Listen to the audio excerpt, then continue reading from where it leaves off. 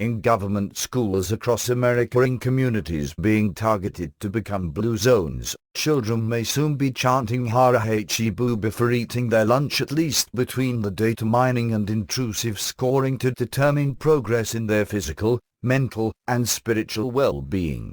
The Japanese phrase, associated with the Eastern religion of Confucianism, translates roughly to eat until you are 80% full. Parents, meanwhile, will receive wide-ranging instructions covering everything from the food they eat and the tribe they associate with to the location in their home designated for sexual activity and even the size of their dinner plates.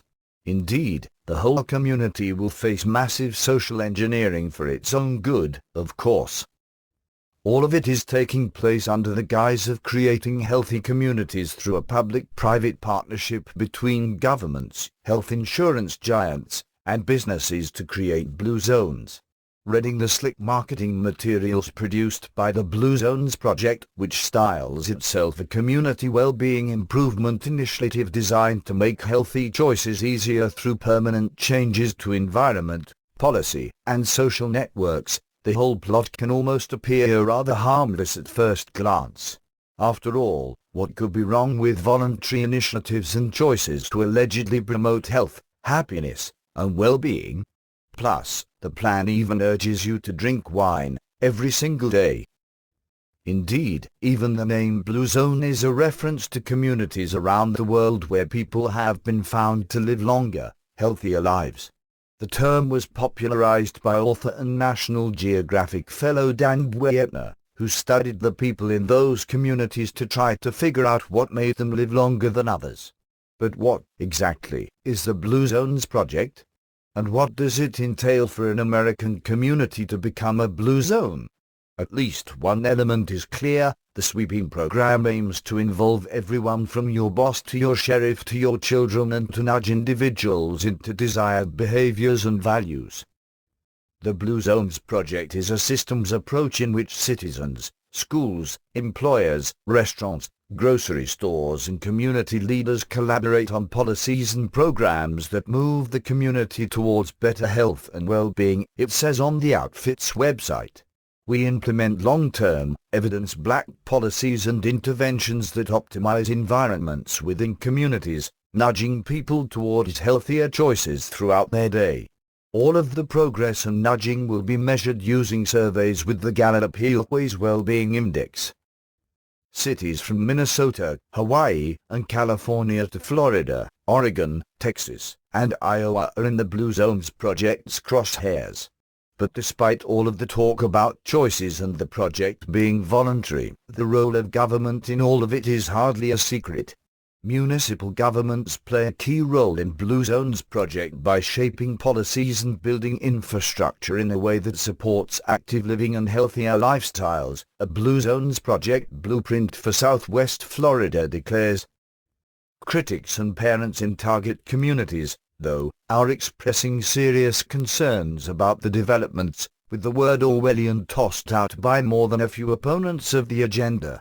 The scheming has also been attacked for parallels with a variety of other deeply controversial projects such as the Obama administration's full-service community schools that aim to essentially replace parents, and the United Nations' infamous Sustainable Development plot known as UN Agenda 21.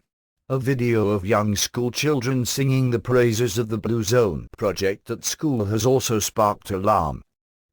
Some opponents of the agenda, concerned about the secrecy and the comprehensiveness of the social engineering especially as it relates to children and government schools, are now working to stop it with legal challenges. In Collier County, Florida, for example, one of the healthiest areas in America and also a target for becoming a blue zone, a lawsuit is currently underway aiming to quash the scheme based on a number of problematic elements associated with the program and the process used to foist it on the communities there. After learning of the plan, local parent and attorney Stephen Brackey filed a lawsuit against Superintendent of the Collier County School District Camilla Patton over her involvement. In the lawsuit, Brackey argues that the Blue Zone Steering Committee, which she serves on, held meetings that were not noticed by or open to the general public, at which policies and programs for the school district were decided. He also says that Patton has already started implementing blue zone plans relating to schools, and that the court needs to stop it. What better way for the government to accomplish our loss of liberty than to make it look like it is a grassroots, community wellness movement? Asked Brackey in a statement provided to the New American. Blue Zone's leader Alan Weiss calls these efforts grassroots, but there is nothing grassroots about this. It is being implemented by force, utilizing our government officials and self-proclaimed leaders who created a blueprint outside of the sunshine, signed their names to it, and thereby seemingly pledged their efforts to deliver various agencies and organizations over to the greater collective good of the Blue Zone Special Interest Project. What is happening in Collier County offers some warnings to other communities targeted by the Blue Zones Project, and it provides some insight into what the scheme involves. Consider the Blue Zone Steering Committee for the county. It includes, among others, the school district chief, the head of the local chamber of commerce, the local NIAC chief, the county sheriff, various mayors, city and county commissioners, local media executives, bureaucrats, business leaders, and other self-styled community leaders. In other words, government, business, and the non-profit sector will all be working together to nudge individuals into desired behaviors. Even the use of the word nudge has raised alarm bells among critics, partly because of its association with Obama's former regulatory Zaka Sunstein, the big government extremist who co-authored Nudge, Improving Decisions About Health, Wealth, and Happiness. The infamous figure, who styles himself a legal scholar and now teaches law at Harvard, came under intense fire for a variety of fringe ideas, pushing the notion that animals should have legal standing in the courts, for example. He also advocated a plan to have taxpayer-funded shills engage in cognitive infiltration of groups authorities disagree with, and even proposed a government ban on conspiracy theorizing. In 2013, the Obama administration's propensity for nudging Americans came under fire nationwide when a White House plot to create a behavioral insights team for the express purpose of manipulating the public made headlines. According to an official document about the scheme aimed at recruiting personnel, the controversial team was supposed to nudge the U.S. population to think and behave in ways that Obama officials deem best on sustainability, health, education, and more. Similar schemes to manipulate the public by UK authorities also drew criticism, as did a plot by the UN and Obama policy architect John Podesta to create a global partnership that would encourage everyone to alter their worldview, profoundly and dramatically. Under the Blue Zones Project, the government-backed nudging will cover almost every area of life, including religion. Consider a series of Blue Zone checklists for citizens produced by the initiative.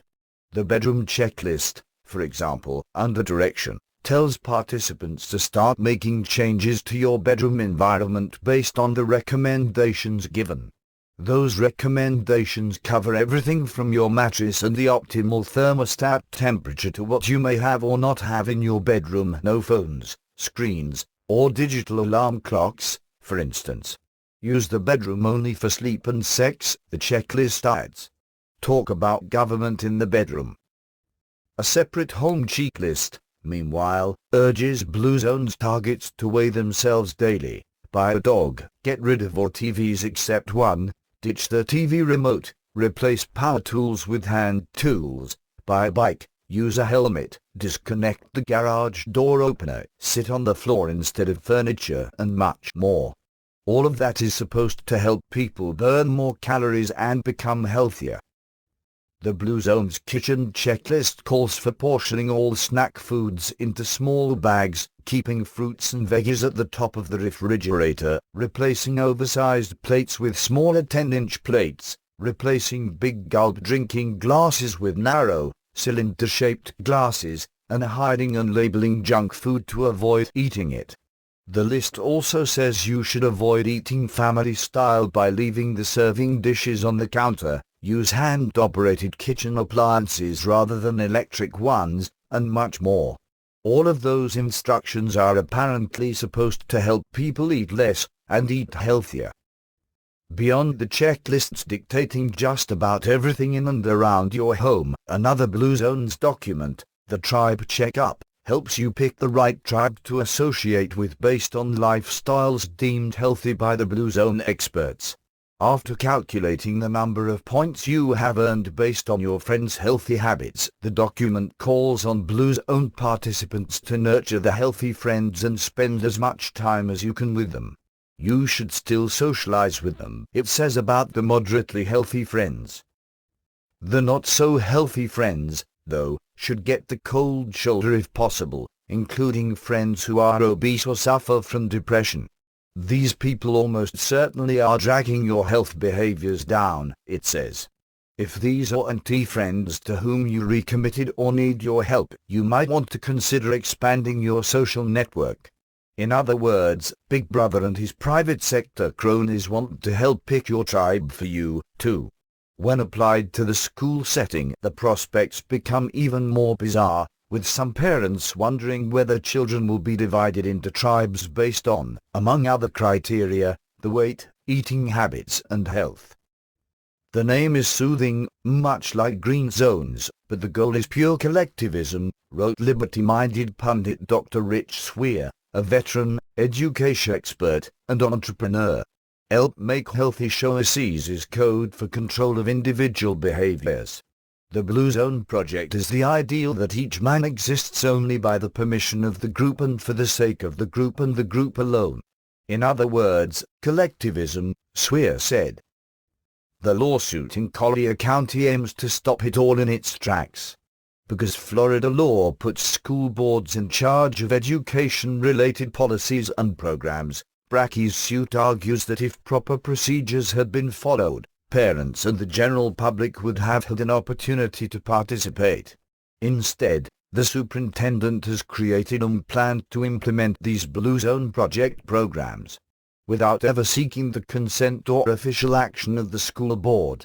Even if the superintendent were to seek official approval from the board at this point, it will merely be in an after-the-fact review capacity, months after the Blue Zone Steering Committee developed and decided on the policies. Under the Florida Constitution and the state's Sunshine Laws, all meetings by elected officials where public business is discussed or official acts are taken must be open to the public. The lawsuit argues that the Blue Zone Steering Committee and the superintendent tried to circumvent the process, and therefore, that all of its decisions, including the Blue Zone Project blueprint for the area, cannot be considered binding on students or employees within the school district. More than a few critics in the county have also complained about the secret process and what officials may be trying to hide by keeping the public out of the loop. The lawsuit goes on to argue that the community and its children are being subjected to an unproven social science experiment about which the school board knows very little. It also argues that there are a number of unanswered questions that must be publicly addressed. Among them, who is behind the project? Who is funding it? What relationship does it have to any federal, state, or local government program, or political ideology? What financial impact will it have? In what ways will children be monitored and tested for social advancement and well-being, as called for in Blue Zone's literature? What are the rights of parents as far as opting their children out? What safeguards are in place to ensure that Blue Zone-promoted voluntary choices do not become mandates? The local newspaper, published by a Blue Zone Steering Committee member, has tried to downplay the suit, even quoting experts who claimed it was a stretch. But the court is apparently taking it seriously, ordering the parties involved into mediation, and even setting a hearing on the motion for a temporary injunction set for early October if the dispute is not resolved before then. Whether or not the suit succeeds, though, concerns about the shadowy Blue Zones project and its government-aided social engineering agenda will continue to grow.